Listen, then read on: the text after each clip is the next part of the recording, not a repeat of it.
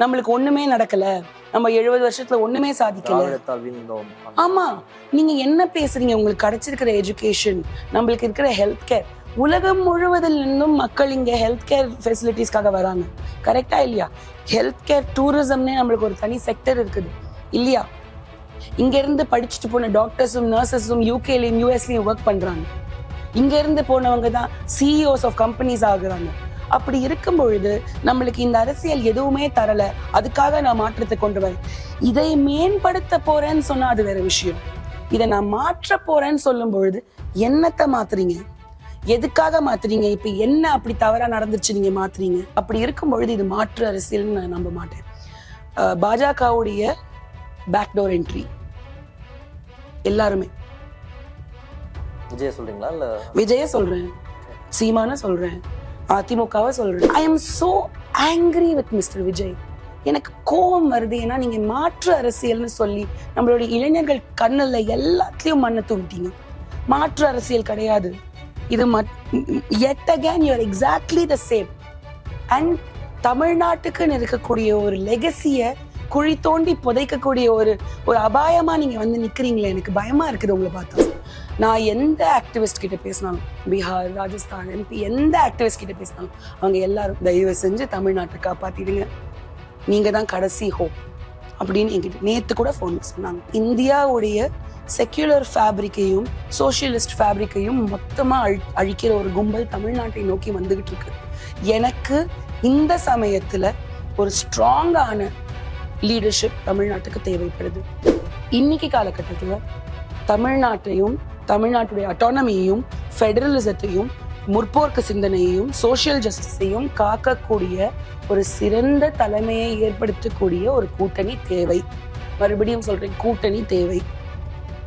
அது secular progressive alliance, DMK அதோடைய தலைமை. It is a very strong option. Let's go with it.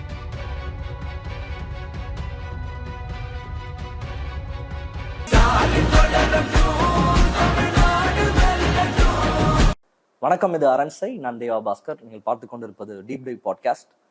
இன்னைக்கு எபிசோட்ல ஒரு முக்கியமான விஷயத்தை பேச இருக்கோம். Delimitation thread. அது ஆல்மோஸ்ட் இல்லை அப்படின்னு ஆயிடுச்சு. பட் இருந்தாலும் இவ்வளவு மூர்க்கத்தனமாக ஒரு விஷயத்தை பாஜக அரசு செய்ய முயன்று தோற்றிருக்காங்க. இதனுடைய பின்னணி என்ன, அண்ட் இதுக்கு பின்னாடி அவங்க சொல்ற முக்கியமான குற்றச்சாட்டு அப்படின்றது, பெண்கள் முன்னேற்றத்தை தடுத்துட்டாங்க. கிட்டத்தட்ட விமனுடைய லிபரேஷனை அல்லது விமனுடைய அப்லிஃப்ட்மெண்ட்டை டேமேஜ் பண்ணிட்டாங்க அப்போசிஷன் பார்ட்டிஸ் அப்படின்றது தான் அடுத்த நாள் எல்லா பத்திரிகைகள்லையும் வந்த தலைப்புச் செய்தியாக இருந்தது. நிஜமாகவே இந்த டீலிமிட்டேஷன் மூலமாக பெண்களினுடைய முன்னேற்றம் அப்படின்றது தடுக்கப்பட்டிருக்கா என்ன அப்படின்றத அந்த வீடியோவில் நம்ம பார்க்க இருக்கோம்.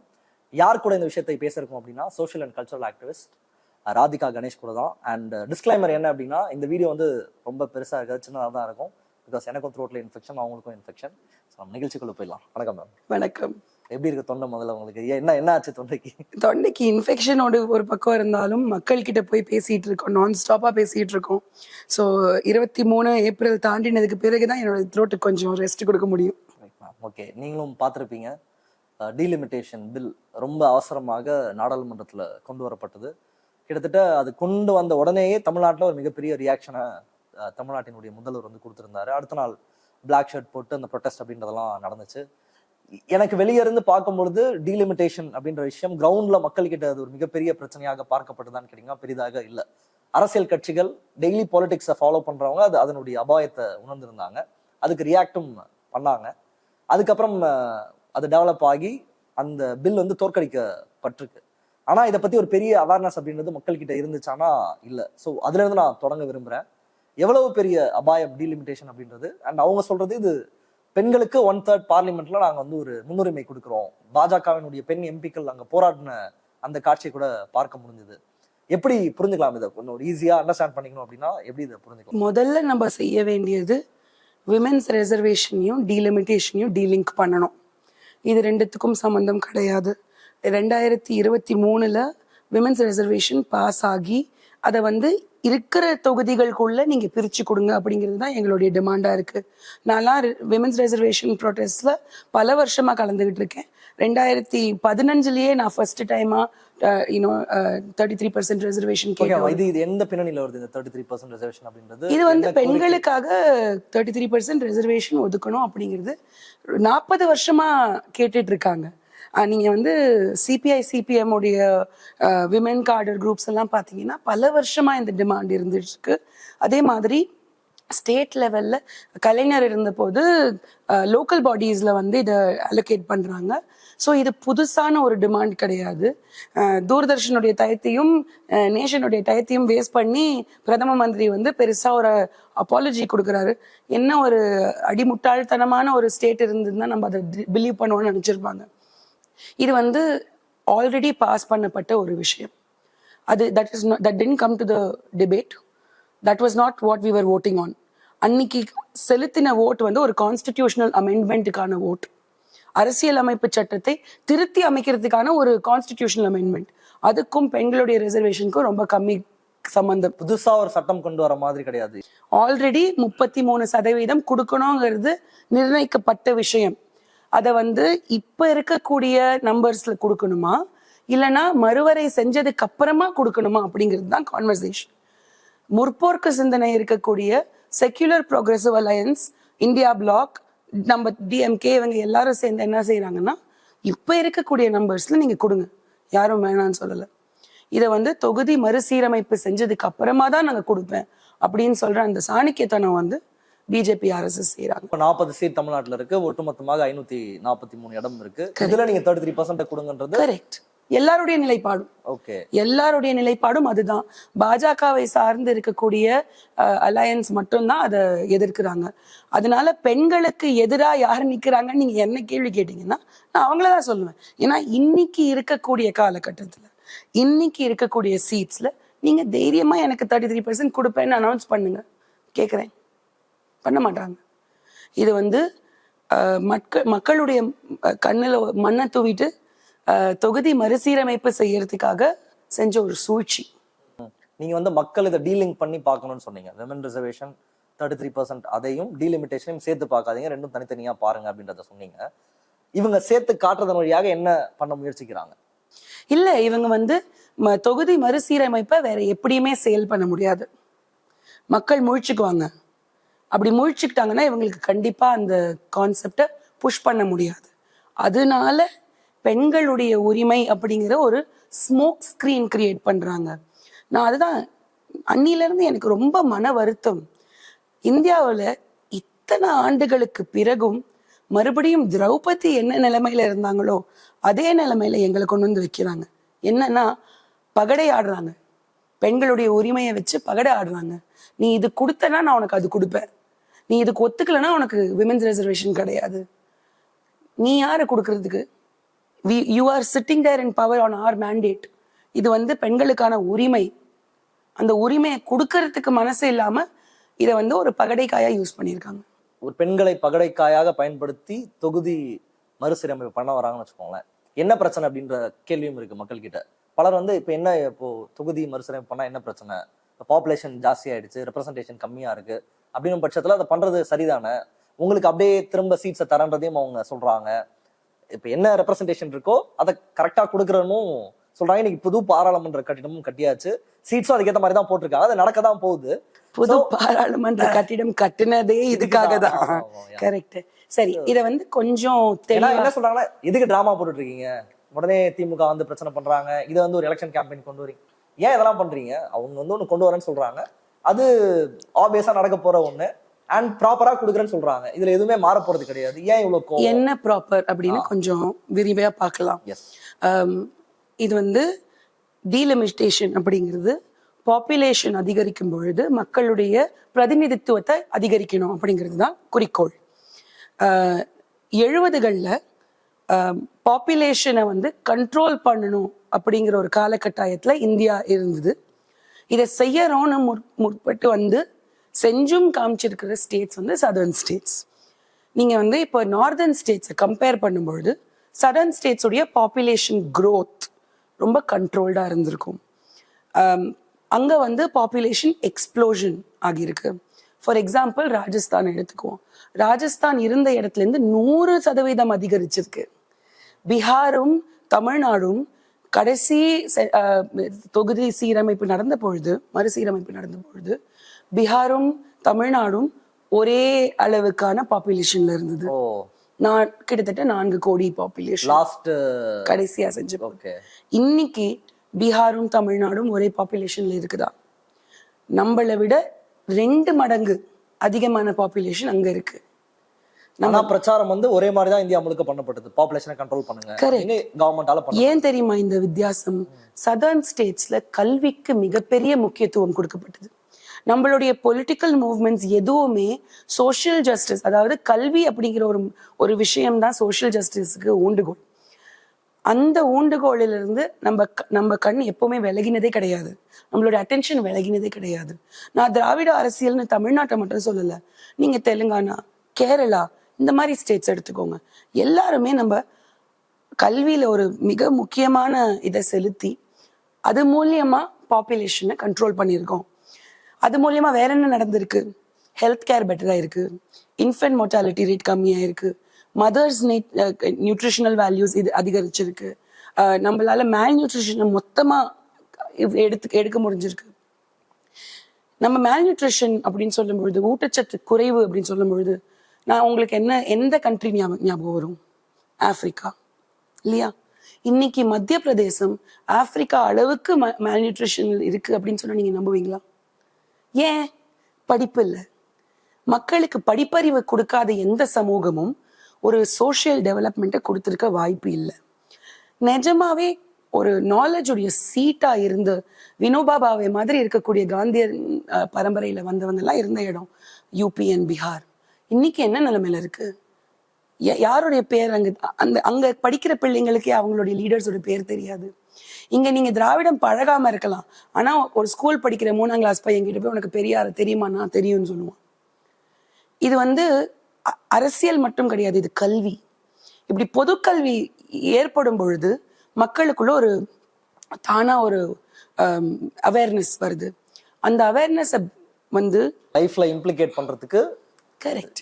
நம்மளுடைய பாலிடிக்ஸ் நம்ம எவ்ரிடே வாழறோம். Personal is political. இது வந்து பெண்ணிய வாக்கு. நாங்கள் வந்து ஃபெமினிசம் குரூப்ஸில் எல்லாரும் சொல்றது பர்சனல் இஸ் பொலிட்டிக்கல். நம்ம வாழ்க்கை எப்படி வாழறோங்கிறது ரொம்ப முக்கியம். ஸோ தமிழ்நாட்டிலையும் மற்ற சதர்ன் மாநிலங்கள்லையும் வாழ்க்கையை மக்கள் எப்படி வாழறாங்க? எனக்கு மட்டும் நல்லது நடந்தால் பத்தாது, என்னுடைய சமூகத்துக்கு இது நல்லது, என்னுடைய ஸ்டேட்டுக்கு இது நல்லது அப்படின்னு நம்ம யோசிச்சு வாழறோம். அப்படி இருக்கக்கூடிய நம்மள பனிஷ் பண்றாங்க. இவங்க சொல்ற நம்ம பாப்புலேஷனை கம்மி பண்ணிட்டோம், அவங்க ஜாஸ்தி பண்ணிருக்காங்க. இப்ப அவங்க ஜாஸ்தி பண்ண பாப்புலேஷனுக்கு ஏத்த ரெப்ரசன்டேஷன் நாங்க கொடுக்க போறோம். நீங்க கம்மி பண்ணதுனால இப்ப தமிழ்நாடுல கம்மி பண்ணணும்ன்றது அவங்களுடைய திட்டமா? இப்ப நம்ம 39 எம்பிஸ் இருக்காங்க அப்படின்னா அதை குறைக்கிறது அவங்க குறைக்க மாட்டாங்க, ஏறும். ஆனா சதவீதம் ஏறாது. Okay. Okay, so 80 seats for UP currently. 39 seats to Tamil Nadu. இத வந்து 50% அப்படியே இன்க்ரீஸ் ஆகுதுன்னு வச்சுக்கோங்க. நம்மளுக்கு இப்ப நம்மளுக்கும் அவங்களுக்கும் இருக்கக்கூடிய கேப் அதிகரிக்கும். அவங்களுக்கு 120 சீட்ஸ் ஆகுது, நம்மளுக்கு 60 சீட்ஸ் ஆகுது. 60 எங்க, 120 எங்க? It's double. ஸோ அவங்க நம்மள ஐ வாஷ் பண்றாங்க. நான் உங்களுக்கு அப்படியே ஈக்குவலா கொடுக்குறேன். ஈக்குவாலிட்டிக்கும் ஈக்விட்டிக்கும் வித்தியாசம் இருக்கு. ஈக்குவாலிட்டிக்கும் ஈக்விட்டிக்கும் வித்தியாசம் இருக்கு. ஈக்குவாலிட்டினா நான் எல்லாத்தையும் சமமா கொடுக்குறேன்னு சொல்றது. ஈக்விட்டிங்கிறது இதுவரைக்கும் இழைக்கப்பட்ட பிழைகளை நான் தவறை வந்து சரிப்படுத்துறேன்னு சொல்றது. அவங்களுக்கு 120 வருதுன்னு வச்சுப்போம். யூபிக்கு ஆல்ரெடி 80 இருக்கு. இப்போ நம்மளோட அவங்க 40 ஜாஸ்தியா தான் இருக்காங்க. அதே 40 தானே அங்கேயும் ஜாஸ்தி ஆகுது. ஸோ இங்க வந்து நம்ம 20 ஜாஸ்தி 60 வரும்போது கிட்டத்தட்ட அது ரெண்டும் சேமா இல்லையா? இல்ல, ஏன் சேமா இல்லைன்னு சொல்றேன். நீங்க வந்து டோட்டல்ல பாருங்க 800 சம்திங் போகுதுன்னு வச்சுக்கோங்க. உங்களுக்கு சதர்ன் ஸ்டேட்ஸ் உடைய ரெப்ரசன்டேஷனே இல்லாம ஒரு பில்லை பாஸ் பண்ணிட முடியும். அதுதான் அபாயம். நீங்க சீட்டை ஜாஸ்தி கொடுங்க கம்மி கொடுங்க அது வேற. நீ எனக்கு 120 சீட்ஸ் கொடுன்னு கேட்கல. ஆனா ஒரு கோரம் ஃபார்ம் பண்றதுக்கு, ஸோ இப்போ நீங்க இந்த டீலிமிட்டேஷன் பில்லே எப்படி வீழ்த்தப்பட்டுச்சு? 2 கான்செப்ட் இருக்கு. ஒன்று வந்து சிம்பிள் மெஜாரிட்டி, இன்னொன்று காம்ப்ளெக்ஸ் மெஜாரிட்டி இல்லையா? சிம்பிள் மெஜாரிட்டிங்கிறது எனக்கு 50% ஓட்டு 51% வந்துட்டா நான் அந்த வின் பண்ணிட்டேன். முக்காவாசி பில்ஸ் பாஸ் பண்றதுக்கு நம்மளுக்கு சிம்பிள் மெஜாரிட்டி தான் தேவைப்படுது. கான்ஸ்டிடியூஷனல் அமெண்ட்மெண்ட்டுக்கு தான் 2/3 தேவைப்படுது.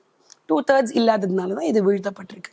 ஸோ இந்த மாதிரி நம்ம ஒரு காம்ப்ளெக்ஸான கால்குலேட்டட் செட்டப் நம்மளுடைய பார்லிமெண்ட். இதை வந்து நம்மளுடைய முன்னோர்கள் வந்து ரொம்ப அழகா வரையறுத்துட்டு போயிருக்காங்க. அப்படி இருக்கும் பொழுது இதை வந்து எந்த விதமான சிந்தனையுமே இல்லாம நல்லா பெர்ஃபார்ம் பண்ணிருக்கிற ஸ்டேட்ஸை பனிஷ் பண்ணிட்டு, அண்ட் யாருமே உங்க உத்தரப்பிரதேசத்தையோ ராஜஸ்தானையோ பீகாரியோ வேண்டான்னு ஒதுக்கல. தமிழ்நாடோ கேரளாவோ தெலுங்கானாவோ இது வரைக்கும் நாங்க வந்து சென்ட்ரல் ஸ்கீம்ஸுக்கு நாங்க வந்து ஈடு போக மாட்டோம்னு சொன்னது கிடையாது. தமிழ்நாடு கொடுக்குற ஒவ்வொரு ரூபாய்க்கும் 27, 29 பைசா அந்த மாதிரி தான் ஏதோ திரும்பி வருது. உத்தரப்பிரதேசம் கொடுக்குற ஒவ்வொரு ரூபாய்க்கும் 3.5 பைசா, 3.5 rupees வருது. அப்படி இருக்கும் பொழுது என்னைக்குமே நம்ம யாராவது எழுஞ்சு நின்று அவங்களுக்கு ஏன் கொடுக்குறீங்கன்னு கேட்டிருக்கோமா? அந்த மனப்பான்மை நம்மளுக்கு கிடையாது. நமக்கு ஏன் கொடுக்கலன்றதான் கேட்போம். கரெக்ட். நம்மளுக்கு ஏன் கொடுக்கலன்னு கூட கேட்கல, நம்மளுக்கு கொடுக்க வேண்டியதை கரெக்டா கொடுங்க. நீங்க இப்ப நம்மளுடைய எஜுகேஷன் ஃபண்ட்ல இருந்து கிட்டத்தட்ட 2200 crores பிடிச்சு வச்சிருக்காங்க. எவ்வளவு ஒரு கீழ்த்தனமான ஒரு பிஹேவியர்.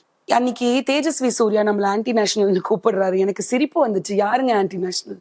அவங்கதான் ஆன்டி நேஷனல். ஏன் இந்த நேஷனை ஒன்னா சேர்ந்து ஒற்றுமையா வளர்த்துக்கிட்டு போனோம்னு நினைக்கிற நம்ம எல்லாரையும் பின்தங்க விட்டுட்டு அவங்க மட்டும் ஹிந்தி ஸ்பீக்கிங் ஸ்டேட்ஸை எடுத்துக்கிட்டு ஓடலாம் அப்படின்னு நினைக்கிறாரு. அவர் வந்து Karnataka. He should be thankful that he was born and raised in the south. He got the education he got because he was in Karnataka. அவர் ஒரு பீகார்லயோ யூபிலயோ பிறந்திருந்தா அதே மாதிரி பேசுற திறன் அவருக்கு இருந்திருக்காது. இதுதான் உண்மை. நீங்க வந்து கிட்டத்தட்ட ஒரு 30 வருஷம் நீங்க எந்த ஹியூமன் டெவலப்மெண்ட் இண்டஸ்ட்ரீஸ் வேணா எடுத்து பாருங்க. சதர்ன் ஸ்டேட்ஸ் நார்தர்ன் ஸ்டேட்ஸை விட பெட்டர் பெர்ஃபார்மிங். இப்ப நம்மளுடைய டெக்ஸ்டைல் எக்ஸ்போர்ட் கூட குஜராத் எவ்வளோ பெரிய சீட் ஆஃப் எக்ஸ்போர்ட்டா இருந்தது, அதை வீழ்த்திட்டு நம்ம முன்னோக்கி போயிட்டு இருக்கோம். எப்படி முடியுது? அவங்கள விட பாப்புலேஷன்ல கம்மி, அவங்கள விட ரிசோர்சஸ் நம்ம வந்து அளந்துதான் தராங்க. அப்படி இருந்தும் ஏன் நடக்குது? ஹியூமன் ரிசோர்ஸ் நம்ம வந்து வளர்த்துருக்கிறது அப்படி, இங்க இருக்கக்கூடிய இன்டலெக்ட் அப்படி. நம்மள வந்து அந்த இது ஆர்எஸ்எஸ்க்கு எப்பவுமே இன்டெலிஜென்ஸை பார்த்தா கொஞ்சம் பயம். அவங்களுக்கு கேள்வி கேட்கிறவங்களை பிடிக்காது, நல்ல சிந்திக்கக்கூடிய சிந்தனையாளர்களை பிடிக்காது, எழுத்தாளர்களை பிடிக்காது, படைப்பாளர்களை பிடிக்காது. It is a very boring society. They want to create art மந்தை மாதிரி அவங்க சொல்ற விஷயத்துக்கெல்லாம் ஆமாசாமி போடுறவங்க தான் அவங்களுக்கு பிடிக்கும். இப்போ அப்படிதான் அந்த இளைஞர்களை ஆக்கி வச்சிருக்கிறாங்க. நம்ம தமிழ்நாடும் சதர்ன் ஸ்டேட்ஸும் அப்படி கிடையாது. இவங்க நிஜமாவே ஃபேரா இருக்கணும்னு விருப்பப்பட்டாங்கன்னா ரேவந்த் ரெட்டி ரொம்ப அழகான ஒரு ப்ரப்போசல் கொடுக்குறாரு. நீங்க வந்து நாங்க ஜிடிபிஎஸ்க்கு ஏத்த மாதிரி சீட்ஸை இன்க்ரீஸ் பண்ணி கொடுங்க. ஏன் பண்ண மாட்டீங்க? we will contribute more, we are economically contributing more. they are blatantly lying. பொய் சொல்றாங்க. அந்த பொய்யோடைய குட்டு வெளிப்பட்டுடுச்சு. இது மக்களுக்கு வந்து இந்த அவேர்னஸ் இல்லையா இருக்கா அப்படிலாம் கேட்டா இப்போ இல்லாம இருக்கலாம். ஆனா இதோடைய இம்பாக்ட் என்னன்னு நிஜமாவே தெரிய வந்தா எல்லாரும் வீழ்ச்சிக்குவாங்க. நீங்க சொல்லும்போது ஒரு முக்கியமான விஷயம் சொன்னீங்க. சீட்டு மாறுறது இதெல்லாம் தாண்டி அவங்களால தமிழ்நாடு சதர்ன் ஸ்டேட்ஸ் இல்லாம அவங்களால பவருக்கு வர முடியும்னு சொன்னீங்க. அது எவ்வளவு அபாயகரமானது. அது ஒரு முக்கியமான அஜெண்டாவா இந்த டீலிமிட்டேஷன் பில்ல பாஸ் பண்ணணும்னு அவங்க நினைக்கிறதுல? தமிழ்நாடு நம்மளால ஜெயிக்க முடியாது, கர்நாடகாவை ரிஜெக்ட் பண்றாங்க அந்த ஸ்டேட்ல, கேரளா நமக்கு பிரச்சனையா இருக்கு, அவங்களாம் நம்ம கைக்குள்ள இருந்தா இன்னும் நம்மளால நம்மளுடைய அரசியலை இன்னும் வீரியமாக செலுத்த முடியும்ன்றது அவங்களுடைய. பிஜேபி ஆர்எஸ்எஸ் உடைய அஜெண்டாவை 2014 இருந்து எடுத்து பாருங்க. இவங்க பண்ணியிருக்கிற ஒவ்வொரு விஷயமா நான் சில விஷயங்கள் உங்களுக்கு எக்ஸாம்பிள்ஸ் கொடுக்குறேன். சிஏஎன்ஆர்சி, அதுக்கப்புறமா வஃப் போர்டு, இப்போ எஃப்சிஆர்ஏ அமெண்ட்மெண்ட், அதுக்கப்புறமா வந்து uniform civil code, one nation one election. இது எல்லாமே பவர் கேப்சரிங்க்கு ஒரு மெஜாரிட்டேரியன் சிஸ்டமை உருவாக்குறதுக்கான பிரிவினையை ஏற்படுத்தக்கூடிய பாலிசிஸ் அண்ட் லாஸ். இதை எதிர்த்து ஃபார்ம் லாஸ், இதை எதிர்த்து ஆயிரக்கணக்கான மக்கள் போராடி இருக்கோம். நாங்க எல்லாரும் ஸ்ட்ரீட்ஸ்ல ப்ரொடெஸ்ட் பண்ணியிருக்கோம். 40 நாள், 50 நாள், 60 நாள். கரெக்ட். அந்த ப்ரொடெஸ்ட் போகும்பொழுது அந்த அவ்வளோ ப்ரொடெஸ்ட் பண்ணி இந்த லாஸை நம்ம தடுத்திருக்கோம். இது எதுவுமே இல்லாம புல்டோஸ் பண்ணி இந்த மாதிரி பிரிவினையை தூண்டக்கூடிய லாஸ் அண்ட் பாலிசிஸை எடுத்துட்டு வரதுக்கு தான் அவங்க இதை செய்யறாங்க. 2029 election, one nation one election எடுத்துட்டு வரணுங்கிறது இவங்களுடைய குறிக்கோள். இது அவங்களுடைய லீடர்ஸே திரும்பி திரும்பி சொல்லியிருக்காங்க. அப்படி வந்ததுன்னா உங்களால பவர் கன்சாலிடேஷனை தெளிவா பார்க்க முடியும். மைனாரிட்டிஸ்க்கு இருக்கிற ரைட்ஸ் எல்லாத்தையும் புடுங்கிக்குவாங்க. மெஜாரிட்டரியன் வாய்ஸ் மட்டும்தான் ஓங்கி ஒலிக்கும். இப்ப ட்ரம்ப் வந்து எந்த அளவுக்கு தலைவிரிச்சு ஆடிட்டு இருக்காரோ உலகத்துல, அதே அளவுக்கு RSS தலைவிரித்து ஆட விட்டுருவோம். RSSக்கும் ட்ரம்ப்புக்கும் ஒரு பெரிய வித்தியாசம் என்ன தெரியுமா? RSSல தலைவர் முக்கியம் இல்லை, கொள்கை தான் முக்கியம். இன்னைக்கு மோடி, நாளைக்கு வேற யாராவது, இல்லையா? அப்படி இருக்கிற பட்சத்துல இவங்க வந்து ஒரு நம்மளுடைய அரசியல் அமைப்பு சட்டத்தையே மாத்தி அமைக்கணும். இது அவங்களுடைய அஜெண்டால ஒண்ணுதான் RSS. கண்டிப்பா இருக்கு. இது வந்து இன்னைக்கு நேத்து பிளான் அப்படின்றதெல்லாம் கிடையாது. கண்டிப்பா இருக்கு. அவங்க வந்து அம்பேத்கரையும் அம்பேத்கருடைய சிந்தனைகளையும் எதிர்க்கக்கூடிய ஒரு கயவர்கள் கூட்டம். இது வந்து எனக்கெல்லாம் சின்ன வயசுல இருந்து நான் பார்த்து வளர்ந்துருக்கேன். என்னுடைய குடும்பத்துல வந்து எல்லாத்தையும் படிச்சு தெரிஞ்சுக்கணும் அப்படிங்கிற ஒரு என்வாயன்மெண்ட்டை ஏற்படுத்தினாங்க. நான் வந்து RSS பத்தி படிக்க ஆரம்பிச்ச உடனே RSSல இருந்தவங்க கிட்ட போய் பேசியிருக்கேன். என்னுடைய நெருங்கிய நண்பர் பவர் மேக்வன்ஷி அப்படின்னு சொல்லிட்டு அவர் ஒரு புத்தகம் எழுதினாரு, Why I Cannot Be Hindu. அவர் வந்து ஒரு தலித் சமூகத்தை சார்ந்தவர். கார் சேவக்கா பாபரி மஸ்ஜிதை இடிக்கிறதுக்கு இவங்களெல்லாம் தான் கூட்டிட்டு போறாங்க. அவருக்கு 17 வயசு அப்போ அவர் போனார். ஆமா, தலித்ஸையும் முஸ்லிம்ஸையும் அவங்க ஃபுட் சோல்ஜர்ஸை யூஸ் பண்ணக்கூடியவங்க தானே. கூட்டிட்டு போய் அவங்கள ஒரு தலித் இளைஞரை கூட்டிட்டு போய் பாபரி மஸ்ஜிதை இடிக்கிறதுக்கு, அதுக்கப்புறமா அவங்க வீட்டுக்கு வந்து விருந்துக்கு கூப்பிடுறாரு RSS தலைவர்கள். அவங்க இந்த கையில வாங்கிட்டு வெளியே போய் குப்பையில தூக்கி போட்டுடுறாங்க சாப்பாடு. அப்பதான் அவர் வீழ்ச்சிக்கிறாரு. அவர் சொல்றாரு, என்னை வந்து என்னைக்குமே அவங்கள ஒருத்தனா பார்க்க மாட்டாங்க.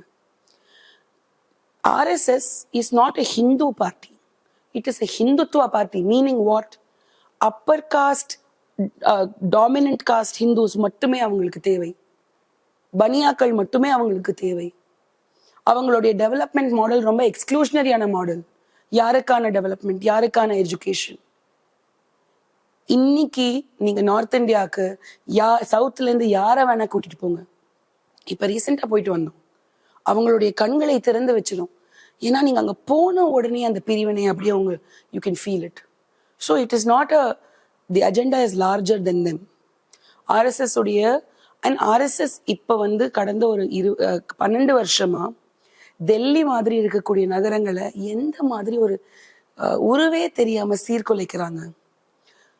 எல்லாரும் வந்து வாழ்ந்துட்டு இருந்த ஒரு தலைநகரம் அது இப்ப வந்து அங்க இருந்து முஸ்லிம்ஸ் மெதுவா கொஞ்சம் ஜாஸ்தி இல்லங்க, நல்லாவே ஜாஸ்தி. நான் வந்து மெஹரோலி அப்படிங்கிற மெஹரோலி அப்படிங்கிற ஒரு ஏரியால தான் நான் லிவ் பண்ணிட்டு இருந்தேன். குத்துப் மினார் அங்கதான் இருக்கு. டெல்லி சுல்தானத்துடைய தலைநகரமா இருந்தது. அக்பர் நிறைய கட்டியிருக்காரு அங்க, அக்பர், ஷாஜஹான்லாம். அந்த இடத்த ஒருத்தராக மாத்துறாங்க. ஒர்க்கிங் கிளாஸ் முஸ்லிம்ஸ் இருந்தவங்க எல்லாம் கிளம்பி மறுபடியும் கிராமத்துக்கு போறாங்க. ஹரியானால இருந்தும் ராஜஸ்தான்ல இருந்தும் பணக்கார ஹிந்துஸ் அங்க லேண்ட் வாங்குறாங்க. ஒரு கிரிட்டிக்கல் திங்கிங்கே இல்லாம ஒரு சமூகத்தை மாத்திடுறாங்க தேவா. அவங்களுடைய குறிக்கோளே அதுதான். ஸோ என்னுடைய எதிர்ப்பு வந்து நம்ம டேட்டாலையும் ஸ்டட்டிஸ்டிக்ஸ்லையும் ஹிஸ்ட்ரியிலையும் பார்க்கக்கூடிய விஷயங்கள். இதை வந்து நம்ம கொஞ்சம் ஓரளவுக்கு உள்வாங்கிக்கிட்டாலே நம்மளுக்கு அதோடைய அபாயம் தெரிஞ்சிடும். இந்த நம்பர்ஸ் சொன்னோம்ல மேம், எலெக்ஷன்ல அது எவ்வளோ டேஞ்சர் நினைக்கிறீங்க? இப்போ கிட்டத்தட்ட நம்ம வந்து நமக்கு பாஜக வேணாலும் ரிஜெக்ட் பண்ணாலும் பாஜக நம்மளால ரிஜெக்டே போய் இப்போ ஆல்மோஸ்ட் அப்படிதான் இருக்கு. ஆல்மோஸ்ட் தமிழ்நாடு ரிஜெக்ட் பண்ணாலும் கூட அவங்க பவர்ல இருந்துட்டு தான் இருக்காங்க. அது இன்னும் மோசமான ஒரு ட்ராப்ல போயிடுமோ? வேற ஒரு கட்சி பவருக்கு வர்றது அப்படின்றது வாய்ப்பே இல்லாத சூழலுக்கு போயிடுமா டீலிமிட்டேஷன்லாம் வந்தா? நம்பர்ஸ் குறைக்கும் பட்சத்துல வெறும் நார்த் இந்தியா வச்சு கண்டிப்பா டீலிமிட்டேஷன் மட்டும் பண்ண. ஏன்னா டீலிமிட்டேஷனோட சேர்ந்து இன்னொரு எக்ஸசைஸ் ஒன்று பண்ணுவாங்க. தொகுதி மறுசீரமைப்பு, டீலிமிட்டேஷன், ஜெரிமேண்டரிங்னு ஒரு கான்செப்ட் இருக்கு. இது என்னன்னா, நீங்க தொகுதி மறுசீரமைப்பு செய்யும் பொழுது எந்த தொகுதியில யாரு மெஜாரிட்டியா இருக்கணும்னு பார்த்து வரையறீங்க. அதாவது இந்துக்களும் முஸ்லிம்ஸும் சரிபாதி இருந்த ஒரு இடத்த நீங்க இந்துக்கள் அதிகமா இருக்கிற மாதிரி கோடு போடுறீங்க, இல்லைன்னா முஸ்லிம்ஸ் அதிகமா இருக்கிற மாதிரி கோடு போடுறீங்க, தலித்தின மக்கள் அதிகமா இருக்கிற மாதிரி கோடு போடுறீங்க. அப்படி நீங்க ஜெரிமேண்டர் பண்ணும்போது என்ன நடக்கும்? உங்களுக்கு மெஜாரிட்டி ஓட்ஸ் கிடைக்கிறதுக்கான வாய்ப்பு இருக்கு. இப்ப நீங்க சென்னையிலேயே எடுத்துக்கோங்களேன். சென்னையில மீனவ மக்கள் மட்டும் இருக்கிற மாதிரி நீங்க ஒரு கோடு போட்டீங்கன்னா அவங்க யாருக்கு போடுவாங்க? இல்லைன்னா பிராமின் கம்யூனிட்டி இருக்கிறவங்க மட்டும் இருக்கிற மாதிரி நீங்க ஒரு கோடு போட்டீங்கன்னா அவங்க யாருக்கு போடுவாங்க? தெளிவா தெரியும்ல. ஒரு டெமோக்ரஸியோட ஸ்ட்ரென்த்தே டைவர்சிட்டி தான். எல்லா கான்ஸ்டிடியூவன்சிலையும் டைவர்ஸ் பாப்புலேஷன் இருக்கும் பொழுதுதான் அது டெஸ்டடா அமையும். இவங்க வந்து ஒரு பரீட்சை மாதிரி தானே எலெக்ஷன் கண்டெஸ்ட் பண்றது. நீங்க வந்து ஒரு போராட்டமே இல்லாம வின் பண்ணிட்டீங்கன்னா நீங்க டெமோக்ரஸில இல்ல, ஒரு ஆட்டோக்ரஸில இருக்கீங்க. அந்த ஆட்டோக்ரஸியை கிரியேட் பண்றதுக்கு தான் டீலிமிட்டேஷனும் ஜெரிமாண்டரிங்கும் செய்யறாங்க. இது எல்லாத்தையும் இளைஞர்கள் கிட்ட கொண்டு போய் சேர்க்க வேண்டியது நம்மளுடைய கடமை. அவங்களுக்கு தெரியணும். அதனாலதான் நான் மறுபடியும் தமிழ்நாட்டுக்குள்ள புதுசா அரசியலுக்கு யாரு வந்தாலும் நான் வரவேற்பேன். ஆனா அவங்க என்ன கொள்கைகளை எடுத்துட்டு வராங்க, எதுக்காக குரல் எழுப்புறாங்க, எதுக்காக குரல் எழுப்ப மாட்டேங்கிறாங்க, இதெல்லாம் ரொம்ப உன்னிப்பா கவனிக்க வேண்டிய காலகட்டத்துல இருக்கும். தமிழ்நாட்டுக்கு திராவிட கட்சிகள் ரெண்டுமே பிழைகளை மட்டுமே செஞ்சிருக்குன்னு நான் என்னைக்குமே எப்படி எந்த முகத்தை வச்சுட்டு சொல்றோம் நம்ம? எனக்கு அப்படி சொல்றவங்க எல்லார்கிட்டையும் கோபம் வருது தெரியுமா? நீங்க வந்து நம்மளுக்கு ஒண்ணுமே நடக்கல, நம்ம 70 வருஷத்துல ஒண்ணுமே சாதிக்கல. ஆமா, நீங்க என்ன பேசுறீங்க? உங்களுக்கு கிடைச்சிருக்கிற எஜுகேஷன், நம்மளுக்கு இருக்கிற ஹெல்த் கேர், உலகம் முழுவதில் இருந்தும் மக்கள் இங்க ஹெல்த் கேர் ஃபெசிலிட்டிஸ்க்காக வராங்க. கரெக்டா இல்லையா? ஹெல்த் கேர் டூரிசம்னே நம்மளுக்கு ஒரு தனி செக்டர் இருக்குது இல்லையா? இங்க இருந்து படிச்சுட்டு போன டாக்டர்ஸும் நர்சஸும் யூகேலயும் யூஎஸ்லயும் ஒர்க் பண்றாங்க. இங்க இருந்து போனவங்க தான் சிஇஓஸ் ஆஃப் கம்பெனிஸ் ஆகுறாங்க. அப்படி இருக்கும் பொழுது நம்மளுக்கு இந்த அரசியல் எதுவுமே தரல, அதுக்காக நான் மாற்றத்தை கொண்டு வரேன். இதை மேம்படுத்த போறேன்னு சொன்னா அது வேற விஷயம். இதை நான் மாற்ற போறேன்னு சொல்லும் பொழுது என்னத்தை மாத்துறீங்க? எதுக்காக மாத்துறீங்க? இப்ப என்ன அப்படி தவறா நடந்துச்சு நீங்க மாத்துறீங்க? யார் ஒடுக்கப்பட்டாங்க? தமிழ்நாடு பெருமையா சொல்லக்கூடிய ஒரு விஷயம், இன்னைக்கு ரெண்டு திராவிட பார்ட்டிகளுமே பார்ப்பனர்களுக்கு டிக்கெட் கொடுக்கல. அது சரியா தவறாங்கிறது வேற. கொள்கை ரீதியா பல ஆயிரம் வருஷங்களா இழக்கப்பட்ட ஒரு பிழைய திருத்துறாங்க. பொலிட்டிக்கல் ரெப்ரசன்டேஷன், மறுபடியும் சொல்றேன், இங்க காஸ்டிசம் இருக்கா? இருக்கு. பிராமணிசம் உடைய பெனிஃபிஷியரிஸா மிடில் காஸ்ட் இருக்காங்களா? இருக்காங்க. இதை எல்லாத்தையும் நம்ம திருத்தணும். இதை யாராவது பேசுறாங்களா அரசியல் காலத்துல? யாருமே பேசல. ஏன் பேச மாட்டேங்கிறீங்க? நீங்க தைரியமா சொல்லுங்க, நான் வந்து சாதியத்தை ஒழிப்பேன், நீங்க தைரியமா சொல்லுங்க. ஏன் சொல்லல? அப்ப அவங்க செய்யற அதே பாலிடிக்ஸ் தானே நீங்களும் செய்றீங்க. உங்களுக்கும் அவங்களுக்கும் என்ன வித்தியாசம்? நீங்க வந்து சாதியத்தை எதிர்த்து பேசுவேன், பெண்ணியம் ஓங்க வைப்பேன், இது எதுவுமே தெளிவா சொல்ல மாட்டேங்கிறீங்க. இன்னி வரைக்கும் ஒரு பேட்ரியார்கல் மென்டாலிட்டி, ஒரு காஸ்டிஸ் மென்டாலிட்டி. அப்படி இருக்கும் பொழுது இது மாற்று அரசியல்னு நான் நம்ப மாட்டேன். பாஜகவுடைய பேக்டோர் என்ட்ரி எல்லாருமே. விஜய சொல்றீங்களா? இல்ல விஜய சொல்றேன், சீமான சொல்றேன், அதிமுகவை சொல்றேன். அதிமுக எனக்கு வந்து ஜெயலலிதா அம்மாவை நினைக்கும் பொழுது ரொம்ப வருத்தமா இருக்கு. அவங்க இருந்திருந்தாங்க, she'll be rolling in her grave right now. அவங்க கட்டி வச்சுட்டு போனா அப்படி மாபெரும் ஒரு கட்டமைப்பு, அதை ஒரு தெரியாம குலைச்சிடுறாங்க. இவர் வந்து எடப்பாடி அவர்கள் வந்து எல்லாரும் என்கிட்ட கேட்டாங்க, நீங்க வந்து திராவிட அரசியல் பேசுறீங்க, ஏன் அவரை சிங்கிள் அவுட் பண்ணிட்டு நீங்க ப்ராக்ரெசிவ் அலையன்ஸ்க்கு சப்போர்ட் பண்றீங்க அப்படின்னு. ஏன்னா 2017 இருந்து 2021 வரைக்கும் அவரை சந்திக்கணும்னு நான் எவ்ரி மந்த் ட்ரை பண்ணுவேன். நாங்க எல்லாம் சிவில் சொசைட்டில இருந்து அவரை சந்திக்கணும்னு எவ்ரி மந்த் ட்ரை பண்ணோம். அவங்க ஆட்சியில இருந்த போது எங்களுக்கு கேட்ஸ் ஓபன் பண்ணதே கிடையாது. செக்ரட்டேரியட்ல போய் நான் லொங்காத நாள் கிடையாது. எதுக்கு? தமிழ்நாட்டுல என்ன நடக்குதுங்கிற ஒரு ஒரு ஒரு ஏன்னா ஜெயலலிதா அம்மா போனதுக்கு அப்புறம் ஒரு வேக்யூம் ஏற்பட்டுச்சு. அந்த வேக்யூமை வந்து அடைக்கிறதுக்கு முன்னாடி இவங்க என்ன பண்ணாங்க? கட்சி பிரிஞ்சிச்சு, ஆட்கள் பிரிஞ்சாங்க, தலைவர்கள் பிரிஞ்சாங்க, அவங்கவங்க மஷ்ரூம் ஆனாங்க. எனக்கு கேம்பெயின் வரைக்கும் சண்டை நடந்துட்டு தான் இருக்கு. எனக்கு எத்தனை அதிமுக இருக்குங்கிற கணக்கே தெரியலையே. யார் அதிமுகவுடைய தலைவர் யாருன்னு கேட்டா எனக்கு இன்னைக்கு சொல்ல தெரியல. ஏன்னா நானும் யோசிக்கிறேன், இவங்களா அவங்கள. எனக்கு வந்து தமிழ்நாட்டை ஒரு பாசிச ஃபோர்ஸ் கிட்ட இருந்து காப்பாற்றணும் அப்படிங்கிற ஒரு மிகப்பெரிய காலத்துடைய கட்டாயத்துல இருக்கும். ஏன்னா நீங்க உலகம் முழுவதும் பாசிசம் ஓங்கி இருக்கு, இந்தியா மட்டும் கிடையாது. ஆனா இந்தியாவில் இருக்கிறது அதை விட படுமோசமா இருக்கு. நம்ம போய் அவர் வந்து நான் தான் விஸ்வகுரு அப்படின்னு மோடி சொல்றாரு எல்லா இடத்துலயும். ஆனா ஒரு போரை நிறுத்தணுங்கிற பொழுது யாரை நம்ம புறக்கணிக்கணும்னு இத்தனை நாளா நீங்க குரல் கொடுத்துட்டு இருந்தீங்க. பாகிஸ்தானை புறக்கணிக்கணும்னு குரல் கொடுத்துட்டு இருந்தீங்க. அவங்களை கூப்பிட்டு தான் நெகோசியேட் பண்றாங்க. நீங்க எங்க இருக்கீங்க? அவர் ஜெயசங்கர் எங்க? திரு மோடி அவர்கள் எங்க? அசிங்கப்படுறோம். குளோபல் ஸ்டேஜ்ல நம்ம வெக்க கேடு. அப்படி இருக்கும் பொழுது தமிழ்நாடு ஒன் சிங்குலர் வாய்ஸ். நான் எந்த ஆக்டிவிஸ்ட் கிட்ட பேசினாலும், பீகார், ராஜஸ்தான் MP, எந்த ஆக்டிவிஸ்ட் கிட்ட பேசினாலும் அவங்க எல்லாரும் தயவு செஞ்சு தமிழ்நாட்டை காப்பாத்திடுங்க, நீங்க தான் கடைசி ஹோப் அப்படின்னு என்கிட்ட நேத்து கூட ஃபோன்ல சொன்னாங்க. என்னுடைய மென்டரா இருக்கிற அருணா ராய் சொன்னாங்க என்கிட்ட, தமிழ்நாட்டை எப்படியாவது காப்பாத்துங்க. ஏன்னா மக்களுடைய உரிமை, அடிப்படை உரிமைகள் தட்டி பறிக்கப்பட்டிருக்குது. RTI மாதிரி இருக்கக்கூடிய நம்மளுக்குன்னு இருந்த கருவிகளை வேரோட அழிச்சிட்டாங்க. அக்கௌண்டபிலிட்டி சீக் பண்ற கருவிகள். ஏழை எளிய மக்களுக்கு அந்த 100 நாள் வேலை வாய்ப்பு திட்டம் எவ்வளோ பெரிய ஒரு விஷயமா, ராம்ஜின்னு பேரை மட்டுமா மாத்தினீங்க, அந்த திட்டத்துடைய பேசிக் கிரக்ஸை உடைச்சிட்டீங்க. ஸோ நீங்க வந்து இந்தியாவுடைய செக்யூலர் ஃபேப்ரிக்கையும் சோசியலிஸ்ட் ஃபேப்ரிக்கையும் மொத்தமா அழிக்கிற ஒரு கும்பல் தமிழ்நாட்டை நோக்கி வந்துகிட்டு இருக்கு. எனக்கு இந்த சமயத்துல ஒரு ஸ்ட்ராங்கான லீடர்ஷிப் தமிழ்நாட்டுக்கு தேவைப்படுது.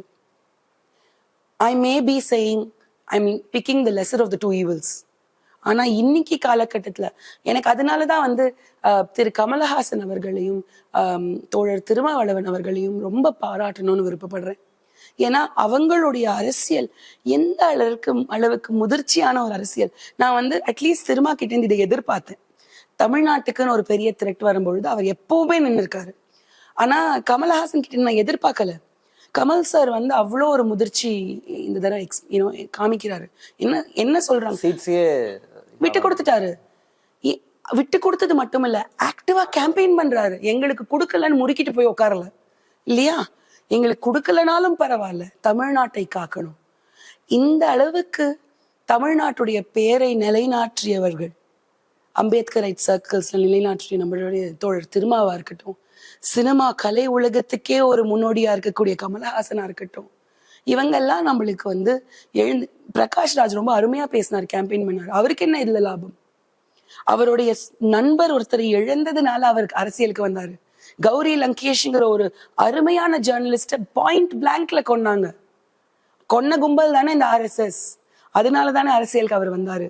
இப்படியெல்லாம் அரசியலுக்கு வந்த தலைவர்கள் இருக்கும் பொழுது நான் வந்து இளைஞர்களுடைய ஃபேன் கிரேஸை வந்து யூட்டிலைஸ் பண்ணிக்கிறேன், எக்ஸ்ப்ளாய்ட் பண்றேன். அதே மாதிரி பெண்களுக்கு கொடுக்கப்பட்ட உரிமைகளை நான் வந்து இழிவா பேசுறேன். இந்த மாதிரி இருக்கக்கூடிய அரசியல்வாதிகள் இன்னைக்கு தமிழ்நாட்டுக்கு தேவை இல்லை. அண்ட் எனக்கு ரொம்ப தெளிவா தெரியக்கூடிய விஷயம் என்னன்னா, விஜய்க்கு அன்பு கிடைக்குது, அது எலக்டோரல் கெயின்ஸா மாறறதுக்கு வாய்ப்பு இல்லைங்கிறது என்னுடைய தாழ்மையான கருத்து. டீலிமிட்டேஷன்ல அவருடைய ஸ்டாண்ட் பெருசா, SIRல ஒரு வீடியோலாம் போட்டாரு ஓட் போடணும்ன்றதுக்காக. டீலிமிட்டேஷனுக்கு ஒரு அறிக்கை ஒண்ணு விட்டாரு, ஆமா ஆமா, பெருசா எதுவுமே பேசல. அதை நம்ம எப்படி புரிஞ்சுக்கலாம்? அதை பி டீம் ஃபர்ஸ்ட்ல இருந்து அதான் சொல்றோம். நீங்க வந்து பாஜகவுடைய பி டீமா இருக்கிறதுனாலதான் நீங்க வாயே திறக்க மாட்டேங்கிறீங்க. அவர் வந்து எடப்பாடியில வந்து கேண்டிடேட்க்கு கேன்சல் ஆயிடுச்சுன்னு சொல்லி ஒரு இண்டிபெண்டன்ட் கேண்டிடேட்டுக்கு சப்போர்ட், இதெல்லாம் குழந்தைகள் விளையாட்டு மாதிரி இருக்குது எனக்கு பார்க்கும்போது. ஓப்பனா தெரியுது. நீங்க வேற எங்கேயுமே உங்களோட கேண்டிடேட்ஸ் கேன்சல் ஆகல, எடப்பாடியில மட்டும் கேன்சல் ஆகுது. எடப்பாடியில நீங்க வேற யாருக்கும் சப்போர்ட் பண்றீங்க. என்ன சார் செய்றீங்க? I am so angry with mister Vijay. எனக்கு கோபம் வருது. ஏன்னா நீங்க மாற்று அரசியல்னு சொல்லி நம்மளுடைய இளைஞர்கள் கண்ணுல எல்லாத்துலயும் மண்ணை தூவிட்டீங்க. மாற்று அரசியல் கிடையாது இது. yet again you are exactly the same. And தமிழ்நாட்டுக்குன்னு இருக்கக்கூடிய ஒரு லெகசிய குழி தோண்டி புதைக்கக்கூடிய ஒரு அபாயமா நீங்க வந்து நிக்கிறீங்களே, எனக்கு பயமா இருக்குது உங்களை பார்த்தா. வேண்டாம். இன்னைக்கு காலகட்டத்துல தமிழ்நாட்டையும் தமிழ்நாட்டுடைய அட்டானமியையும் ஃபெடரலிசத்தையும் முற்போக்கு சிந்தனையையும் சோசியல் ஜஸ்டிஸையும் காக்கக்கூடிய ஒரு சிறந்த தலைமையை ஏற்படுத்தக்கூடிய ஒரு கூட்டணி தேவை. மறுபடியும் சொல்றேன், கூட்டணி தேவை. அது செக்யுலர் ப்ராக்ரெசிவ் அலையன்ஸ், DMK அதோடைய தலைமை. It is a very strong option. Let's go with it. Tomorrow once they come to power, அவங்களுக்கு கேள்வி கேட்கக்கூடிய இடத்துல நம்ம இருக்கணும். ஓட்டை போட்டாதான் நம்ம கேள்வியை கேட்க முடியும். நான் ஓட்டு போட்டேன்னா அவங்க கிட்ட தட்டி கேட்க முடியும், நீ ஏன் செய்ய மாட்டேங்கிற.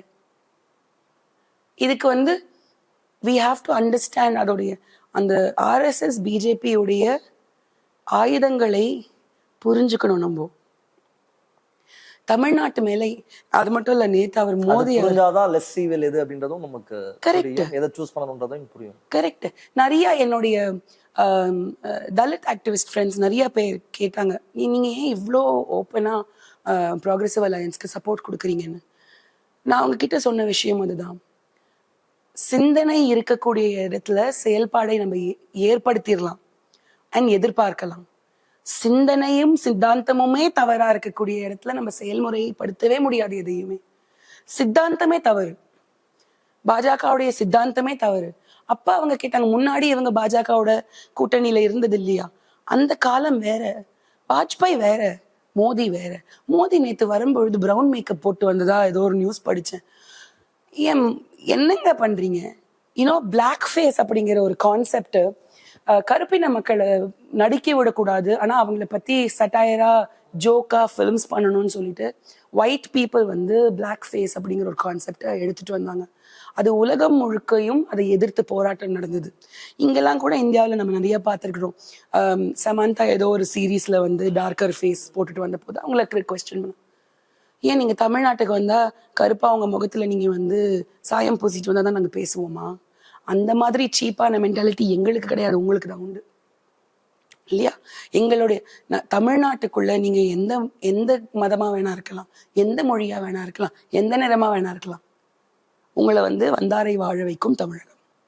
எங்களுக்குள்ள தவறுகள் இல்லையா? இருக்கு, அதை ஒத்துக்கிறோம். எங்களுடைய லீடர்ஸ் தவறு பண்ணல, பண்ணியிருக்காங்க, ஒத்துக்கிறோம். But they're all hours.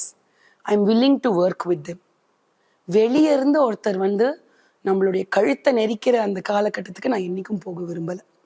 Delimitation வந்து சவுத்ல எவ்வளவு பெரிய த்ரெட், அது சவுத் தமிழ்நாடு ஐ மீன் லைக் சவுத் இந்தியாவுக்கு எவ்வளவு பெரிய த்ரெட்ன்றதை நீங்க குறிப்பிட்டிருந்தீங்க. பட் சவுத்ல இருந்து லீடர்ஸினுடைய சப்போர்ட்டும் டீலிமிட்டேஷனுக்கு இருந்துச்சு. குறிப்பா ஆந்திரால எல்லாருமே ஆல்மோஸ்ட் ஒய்எஸ்ஆர்சிபி, சந்திரபாபு நாயுடு, பவன் கல்யாண் எல்லாருமே அவங்களுடைய ஆதரவு தெரிவிச்சிருந்தாங்க. தமிழ்நாட்டுல எடப்பாடி பழனிசாமி அவர்களும் டீலிமிட்டேஷனுக்கு தன்னுடைய ஆதரவு வந்து தெரிவிச்சிருந்தாரு. இப்ப இவங்களுடைய அந்த நிலைப்பாடெல்லாம் எப்படி புரிஞ்சுவாங்க? அவங்க சொல்றது அவங்க விமன் ரிசர்வேஷன், இவங்களோட குடுமி எல்லாம் அவங்க கையில இருக்குதுங்க, அதனாலதான் சப்போர்ட் பண்றாங்க. நீங்க ஆந்திரா இளைஞர்களுடைய சோசியல் மீடியா போஸ்ட் எடுத்து பாருங்க, அத்தனை அவ்வளோ போஸ்ட் எங்களுக்கு வெக்கமா இருக்கு, சவுத் இந்தியாவே எழுந்து நிற்கும் பொழுது நீங்க எல்லாம் ஏன் பேச மாட்டேங்கிறீங்கன்னு ஆதங்கத்துல போட்டிருந்தாங்க. ஆந்திர பிரதேஷ் ஒரு இப்பொழுதுக்கு பிஜேபி குடுமிக்கு அவங்க ஆந்திர பிரதேஷோட குடுமி பிஜேபி கையில இருக்கு. அதே மாதிரிதான் எடப்பாடி அவர்கள் அவங்க காலில் விழுந்துட்டாரு, வேற எதுவுமே பண்ண முடியாது. அன்பார்ச்சுனேட்லி அவர் வந்து கூட்டணி ஆனஸ்டா சொல்லணும்னா தனிச்சு நின்று இருந்தாங்கன்னா எடப்பாடி அவர்கள் கண்டிப்பா பேசியிருப்பாரு டீலிமிட்டேஷனுக்கு அப்போசிங்கா. அவர் தனிச்சு நிக்கல. அவருடைய பவர் வந்து ஜெயலலிதா அம்மா இறந்ததுக்கு அப்புறம் பார்ட்டியோட பவர் வந்து பயங்கரமா டைல்யூட் ஆயிட்டதுனால இப்ப பிஜேபியை சார்ந்து நிக்கிறாங்க. அதனால அவங்க எடுத்துட்டு வர எந்த விஷயத்தையும் ஓப்பனா அவரால் கிரிட்டிசைஸ் பண்ண முடியல. அவர் நடுவுல ஒரு இது சொல்லியிருந்தாரு, பிஜேபியும் நாங்களும் அலையன்ஸ் டெம்பரரி தான், பர்மனன்ட் கிடையாது அப்படின்னு. அதை ஒரே நாள்ல அந்த நியூஸ் எல்லாம் அடக்கிட்டாங்க. ஸோ ஐ ஜென்யூன்லி பிலீவ் தமிழ்நாட்டுடைய திராவிட அரசியல்ல இருக்கிற தலைவர்கள் தன்னிச்சையா நின்னாங்கன்னா என்னைக்குமே இந்த மாதிரி விஷயங்களுக்கு சப்போர்ட் பண்ண மாட்டாங்க. அவங்க தன்னிச்சையா நிக்க முடியாம இதுவுமே நம்ம வந்து விழிச்சிக்க வேண்டிய ஒரு நேரத்துல இருக்கோம்ல, நம்மளால நம்மளுடைய கட்சிகள் தனிச்சையா நின்று வின் பண்ண முடியல. we are depending on alliances. அதெல்லாம் ஸ்ட்ரெங்தன் பண்ணணும். அடுத்த 4 வருஷம் 3 வருஷம் நம்ம வந்து ஜெனரல் எலெக்ஷன் போறதுக்கு முன்னாடி இது எல்லாத்தையும் ஸ்ட்ரெங்தன் பண்ணணும். இளைஞர்களை வந்து இன்னமும் அரசியல் வயப்படுத்தணும். ஃபர்ஸ்ட் டைம் ஓட்டர்ஸ் இப்போ ஒரு சேஞ்சை வந்து ஃபர்ஸ்ட் டைம் ஓட்டர்ஸினுடைய அந்த ஃபேண்டமை எக்ஸ்ப்ளாய்ட் பண்றாரு விஜய் அப்படின்றத சொல்லியிருந்தீங்க. அவங்க ஆனா நம்புறாங்களே, இப்போ அவர் வந்துட்டாருன்னா தமிழ்நாடு மாறிடும், பாலிடிக்ஸ் அப்படின்றது தலைகீழா மாறிடும், எல்லாமே நல்லதா நடக்கும். நான் வெளியே போய் பேசும்போது இந்த ஒரு உட்டோப்பியன் மைண்ட் செட் தான் இருக்கு அவங்களுக்கு. இன்ஃபேக்ட் அவங்க வந்து சில பாயிண்ட்ஸ்லாம் எடுத்து வைக்கிறாங்க. இப்போ தமிழ்நாட்டில் வந்து சட்டம் ஒழுங்கு சரியில்லை, போதை பிரச்சனைகள்லாம் இருக்கு, இதெல்லாம் வந்து விஜய் வந்தா சரி பண்றேன்னு சொல்றாரு. நான் இவ்வளவு நாள் வந்து இவங்க எதுவும் பண்ணல, நாங்க அவருக்கு கொடுத்து நாங்க சரி பண்ண போறோம் அப்படின்னு அவங்க நம்புறாங்களே. அந்த மைண்ட் செட்டை நம்ம வந்து அரசியல்ல என்னைக்குமே ஸ்வீப்பிங் ஸ்டேட்மெண்ட்ஸ் நம்ப கூடாது. ஸ்வீப்பிங் ஸ்டேட்மெண்ட்ஸ்னா புள்ளி விவரங்கள் வேணும், ஓகே, டேட்டா வேணும். போதை நான் வந்து அதை தலைகீழா மாத்திரன்னு சொல்ற ஸ்டேட்மெண்ட்டை நம்ப கூடாது. நீங்க போதை ரிலேட்டட் டேட்டா கொடுங்க. தமிழ்நாட்டுல போதை பழக்கம் அதிகமா இருக்குங்கிற டேட்டா எடுங்க, எனக்கு புள்ளி விவரம் கொடுங்க. Law and order crime rates increase ஆயிருக்குங்கிற புள்ளி விவரம் கொடுங்க. எங்க கொடுக்குறீங்க? இது எல்லாமே ஸ்வீப்பிங் ஸ்டேட்மெண்ட்ஸ், இது எல்லாமே பொலிட்டிக்கல் ஸ்டேட்மெண்ட்ஸ். எனக்கு வந்து இளைஞர்களை, நானும் ஒரு காலத்துல இளைஞரா இருந்து தானே வந்திருக்கேன். நான் 15வது வயசுல முதல் முறையா எலெக்ஷன் கேம்பெயினுக்கு போனேன். மாங்கோலையில் ஒரு ஸ்பீச் கொடுக்க போனேன். எனக்கு வந்து அப்போலேருந்தே அரசியல்ல ஒரு மிகப்பெரிய ஆர்வம் உண்டு. தமிழ்நாட்டில் இருக்கக்கூடிய நிறைய பிள்ளைங்களுக்கு அரசியல் ஆர்வம் உண்டு. அந்த ஆர்வத்தை ஆங்கர் பண்ணாத மிகப்பெரிய ஒரு குற்றம் திராவிட அரசியல் செஞ்சிருக்கு. நம்ம வந்து ஸ்டூடெண்ட் பாலிட்டிக்ஸை வளர விடாம இந்த பிள்ளைங்க எல்லாரையுமே ஒரு திசை இல்லாத ஒரு ஸ்டேட்ல விட்டுட்டோம். இவங்களை வந்து ஆங்கர் பண்ணணும்.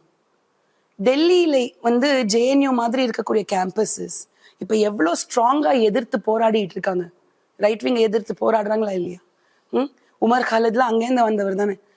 அப்படி இருக்கும் பொழுது தமிழ்நாட்டுக்குள்ள இவங்களுக்கு எதிராக யாரும் பேசிடக்கூடாதுங்கிற ஒரு அச்சத்துல இவங்களை அடக்கி வச்சிருந்தாங்க, இளைஞர்களை அடக்கி வச்சிருந்தாங்க. நாங்க எல்லாம் ஃபைட் பண்ணியிருக்கோம் கேம்பஸ் பாலிடிக்ஸ் வரணும்னு. இதுதான் நம்மளுடைய வேக்கப் கால். 23rd முடிஞ்சு 24th இருந்து நம்ம கேம்பஸ் பாலிடிக்ஸை வந்து ரிவைவ் பண்ணி தீரணும். April 24th இருந்து அப்ப மட்டும்தான் நம்ம தப்பிக்க முடியும்.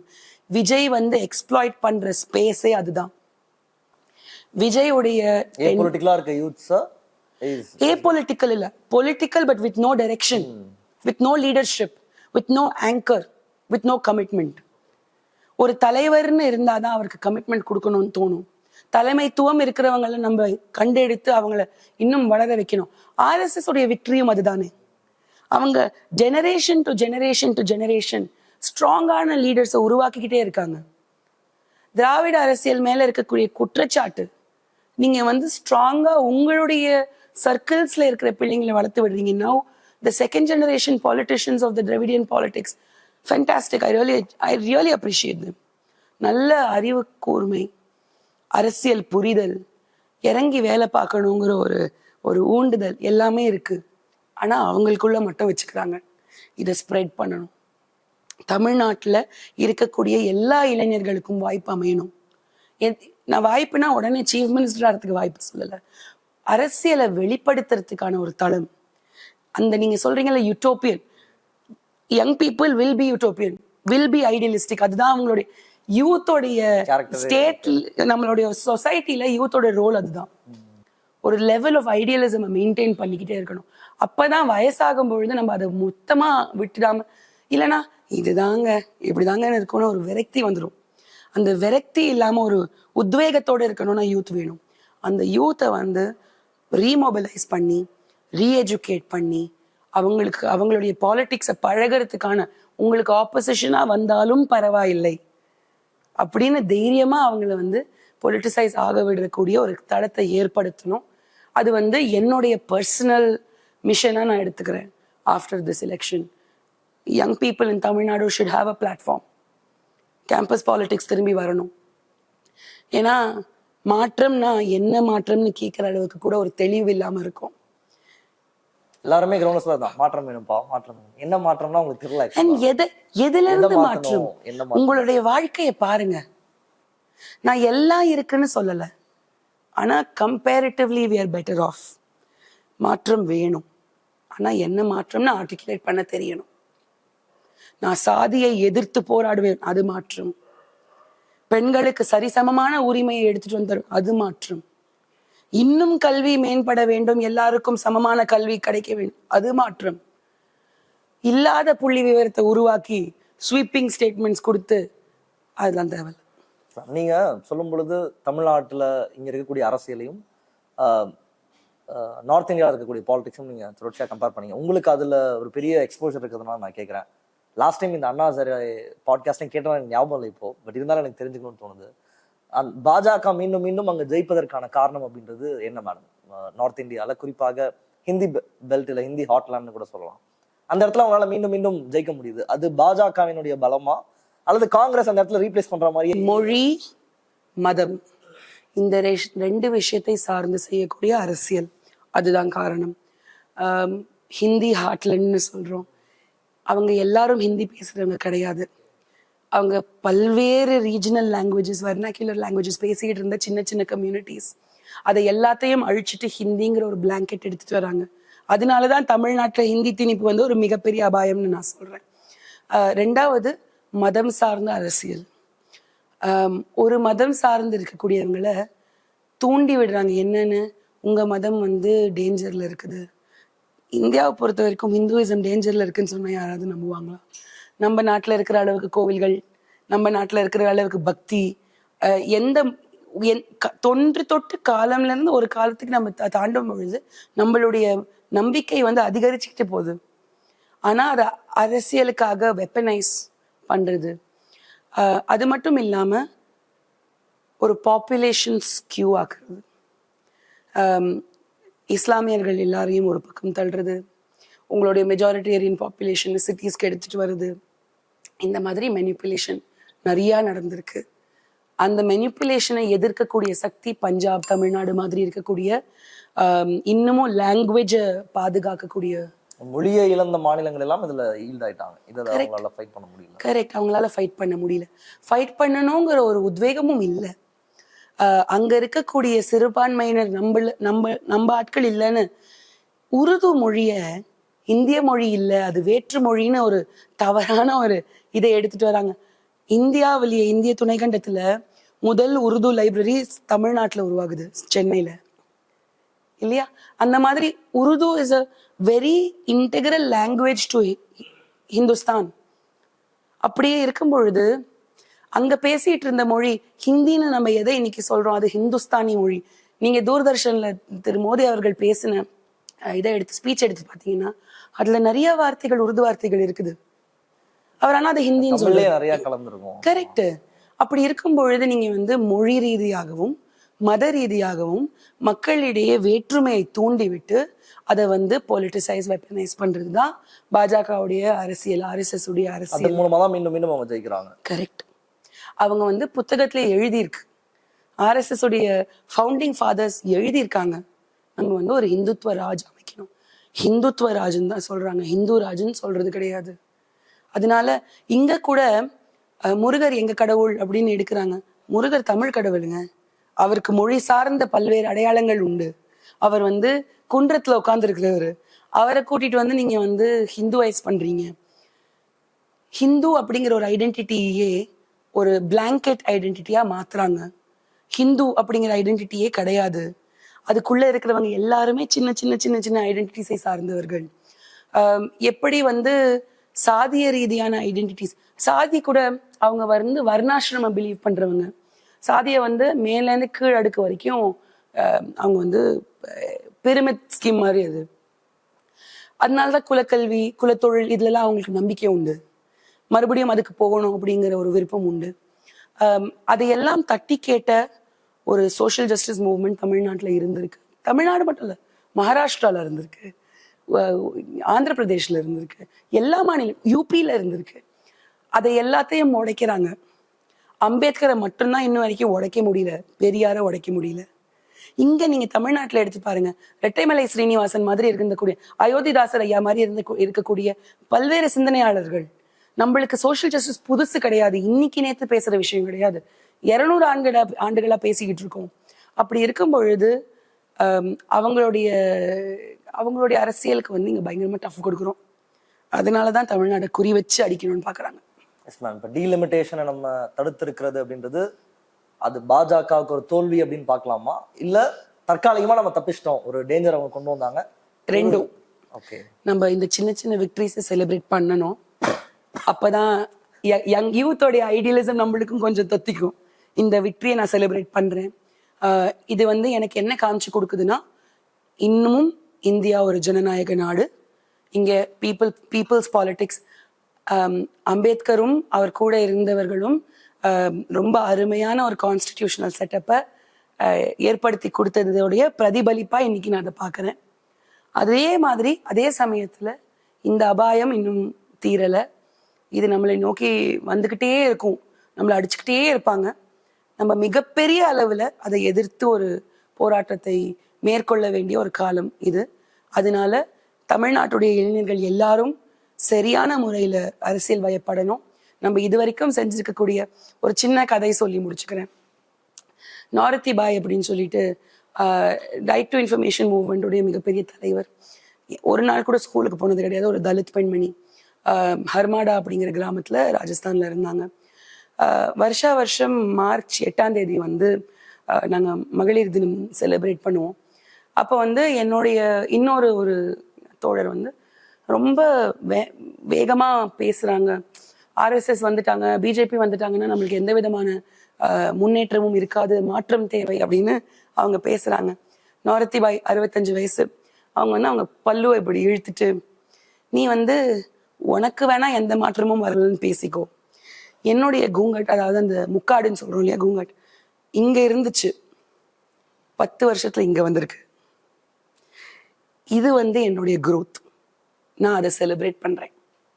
இதை எதுவும் இல்லைன்னு நீ தான் சொல்கிற, அது உன்னுடைய ப்ரிவிலேஜ் அப்படின்னு சொன்னாங்க. அது என்னுடைய வாழ்க்கையை மாற்றிடுச்சு. அன்னைக்கு கேட்ட அந்த வாக்கியம். சின்ன சின்ன விக்ட்ரிஸை நம்ம செலிப்ரேட் பண்ணணும். தமிழ்நாடு இது வரைக்கும் சிறப்பாக செஞ்சிருக்கக்கூடிய விஷயங்களை செலிப்ரேட் பண்ணிட்டு, இன்னும் சிறப்பாக செய்யக்கூடிய விஷயங்களை ஒரு அழுத்தம் போட்டு முன்னெடுத்து செல்ல வேண்டிய ஒரு காலம்.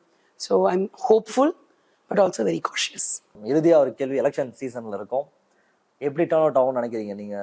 நீங்களும் பார்த்துருப்பீங்க, கேம்பெயின்லாம் பண்ணிட்டு இருக்கேன்னு சொன்னீங்க. வாட் ஆர் யூ எக்ஸ்பெக்டிங் இந்த எலெக்ஷன்ல? ஃபர்ஸ்ட் டைம் ஓட்டர்ஸும் நிறைய பேர் இதை பார்ப்பாங்க, அவங்களுக்கு அட்வைஸ் என்ன சொல்லி? ஃபர்ஸ்ட் டைம் ஓட்டர்ஸ், உங்களுடைய ஓட் கவுண்ட் ஆகணும்.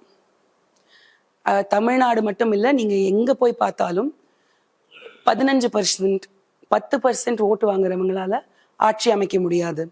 அப்படி இருக்கும் பொழுது இப்போ தாவேகா மாதிரி ஒரு கட்சி 20%னே வச்சுக்கோங்க, ரொம்ப அதிகமாக கொடுத்து 20% ஓட்டு வாங்கினா கூட அவங்களால அரசமைக்க முடியாது.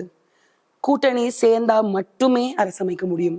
அப்படி இருக்கிற காலகட்டத்தில் திமுகவை இவ்வளோ வெஹமெண்டா பேசின விஜய் வந்து என்னைக்குமே அவங்க கூட சேர மாட்டாரு. ஸோ பாக்கி இருக்கிறவங்க யாரு? பாஜக, அதிமுக. ஸோ ஒரு அபாயம் அது இருக்குது. ஸோ தெளிவா உங்களுடைய ஓட்டை நீங்க அழிச்சிங்கன்னா அது யாருக்காக நிஜமாவே நீங்க ஓட்டு அளிக்கிறீங்கன்னு கொஞ்சம் சிந்திக்கணும். ரெண்டாவது, ஒரு ஹங் அசம்பிளி வந்துருச்சுன்னா அதை மீறி பாஜகவை எதிர்த்து நம்ம சண்டை போடணுங்கிற பொழுது நம்ம பலவீனம் அடைஞ்சிருவோம். ஸோ எனக்கு எந்த விதமான கருத்து வேறுபாடும் இல்லாம secular progressive alliance DMK lead பண்ணி அவங்க தான் வின் பண்ணுவாங்கங்கிறது என்னுடைய தனிப்பட்ட கருத்து மட்டும் இல்லை. நான் ஃபீல்டுக்கு போய் இது வரைக்கும் பார்த்துட்டு வந்த விஷயத்துல முக்காவாசி இடங்கள்ல அவங்க தான் வர போறாங்க. கண்டிப்பா முதல் டைம் ஓட்டர்ஸோடைய தாக்கம் இருக்கும். அவங்களுக்கு என்னுடைய வேண்டுகோள், நீங்க யாருக்கு ஓட்டு போடணும்னு நான் சொல்லலை, ஆனா நீங்க போட போற ஓட்டு கடைசியா யாருக்கு ஹெல்ப் பண்ணும் அப்படிங்கிறத ஒரு முறை சிந்திச்சு ஓட்டு போடுங்க. அவ்வளவுதான். ரொம்ப நன்றி மேடம், நிறைய விஷயம் பேசியிருக்கோம். தொண்டை இப்படி இருந்தும் இந்த நேர்காணலுக்கு ஒத்துக்கிட்டு உங்களுடைய கருத்துக்களை இப்போ வைக்கிறோம். தேங்க்யூ. நிறைய விஷயங்கள் பேசியிருக்கோம். உங்களுடைய பார்வை என்ன அப்படின்றத நிச்சயமா கமெண்ட்ல போடுங்க. மற்ற நிகழ்ச்சியில் சந்திப்போம். நன்றி, வணக்கம்.